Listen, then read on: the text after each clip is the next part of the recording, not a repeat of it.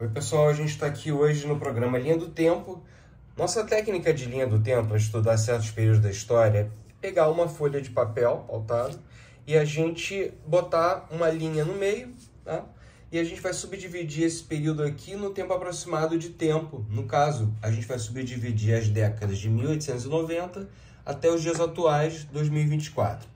Então vamos iniciar fazendo aqui, ó, as marcações, vamos fazer década por década e a gente vai analisar os movimentos que existiram no Brasil de centralização e maior descentralização política administrativa. Vamos começar aqui, ó, 1890, 1900 e 10, 20, 30, 40, 50, 60, 70, 80, 90, 2000 e 10 e 20 e aqui 2024. Para aqui. Então a história do federalismo brasileiro, ele se inicia com o fim do regime monárquico em 1889, no dia 15 de novembro de 1889, quando é instaurada a República Federativa do Brasil. Ok. O tipo de federalismo adotado no Brasil, nós podemos entender como um federalismo onde nós tínhamos um poder central que ele se subdivide em entidades que têm autonomia político-administrativa. Então, esse tipo de movimento é o movimento de um ente concentrado para um ente agora desconcentrado. Então, descentralizado por desconcentração. Nós temos já, por exemplo, nos Estados Unidos, o exemplo de vários estados autônomos que se concentraram para criar uma república federativa. Ok, esse movimento, então, a gente primeiro precisa perceber que antes, então, de 1889, nós tínhamos um regime monárquico, com a figura de um rei, onde nós tínhamos uma centralização político-administrativa na figura do imperador Dom Pedro II, ok? Então, a partir de 1889, nós vemos uma descentralização no Brasil, nesse federalismo de desconcentração, onde nós temos o predomínio, então, de algumas províncias, os governadores, os presidentes das províncias, que são os atuais governadores, eles tinham uma maior autonomia do que no regime anterior e duas províncias se destacavam, São Paulo e Minas Gerais, criaram a chamada República do Café com Leite, onde eles iam alternando presidentes paulistas, ora mineiros, num esquema que privilegiava a oligarquia cafeicultora, de exportação. E nós temos também nessa época uma grande valorização das regionalidades. Toda essa questão dos folclores, da criação da figura do gaúcho, do nordestino, vem dessa época, né? A República Velha. E aí acontece que em 1930 nós temos a chegada ao poder de Getúlio Vargas, que criou um novo governo centralizado.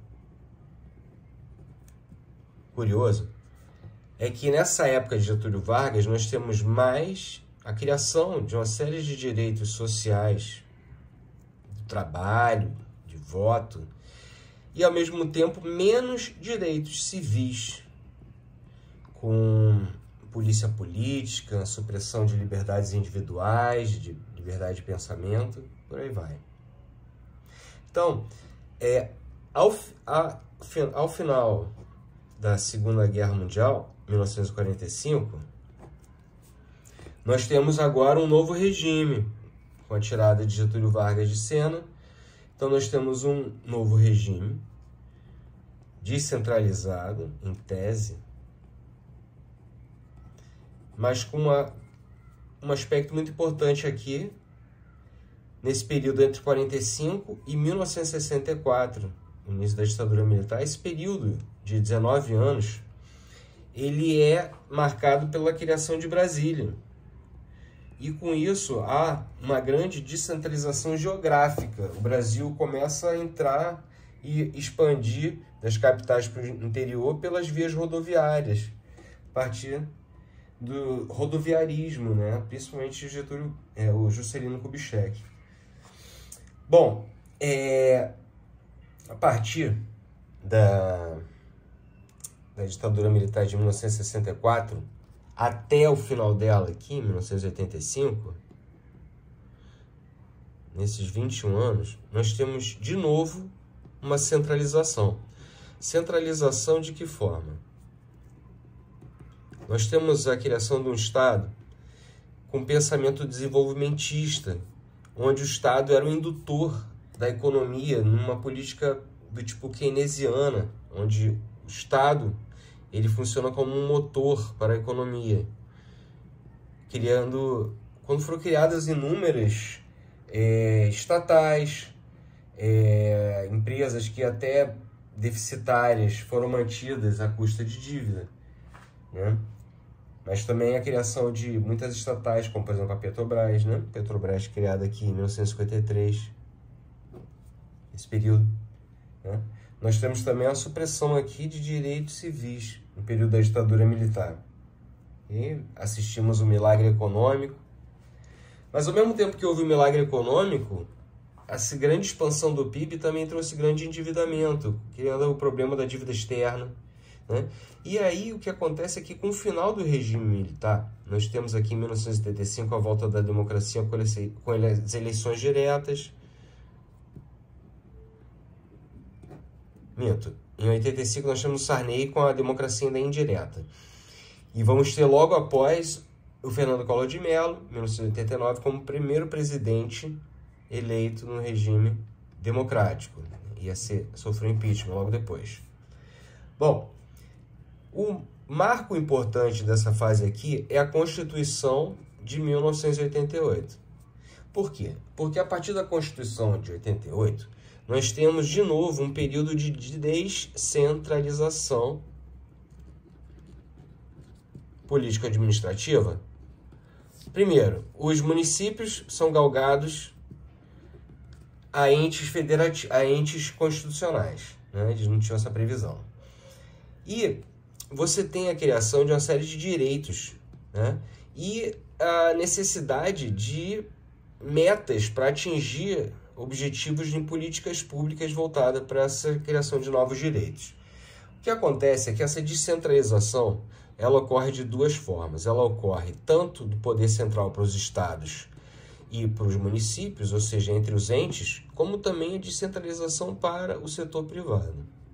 Como assim? Você tem uma mudança no perfil do Estado. Em vez de ser aquele Estado da época da ditadura militar centralizado, indutor, o motor da economia, um pensamento keynesiano, você tem uma mudança para um Estado gerencial, administração pública gerencial, onde o Estado já não é o financiador, ele é aquele que regula o setor e chama e traz a sociedade e os entes privados para vir fazer o gerenciamento das políticas públicas, tanto na prestação de serviços, no oferecimento de bens públicos, seja fazendo descentralizações administrativas para os outros setores públicos, ou em participação com a sociedade, com o terceiro setor, ou diretamente para o setor privado, por meio de outorgas, de concessões, permissões, autorizações, parceria público-privadas, uma série de participações que o ente privado pode fazer para se prestar,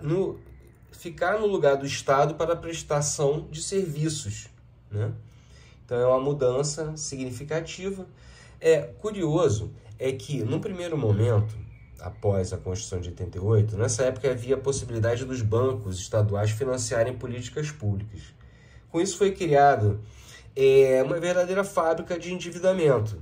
E com isso levou até a quebradeira de vários desses bancos que foram privatizados durante a década de 90, a maior parte. E o que aconteceu então? Aconteceu que, por mais que tenha havido a descentralização dos entes, para os setores privados na prestação, houve, de certa forma, uma recentralização do ponto de vista financeiro na União, porque agora dependia de uma fonte tributária federal para ter os repasses obrigatórios. Okay? Então é isso, a gente deu uma pincelada aqui nesse período republicano, nessas várias fases de hora centralização, hora descentralização da organização política e administrativa do Estado. Por hoje é só, pessoal. Tchau!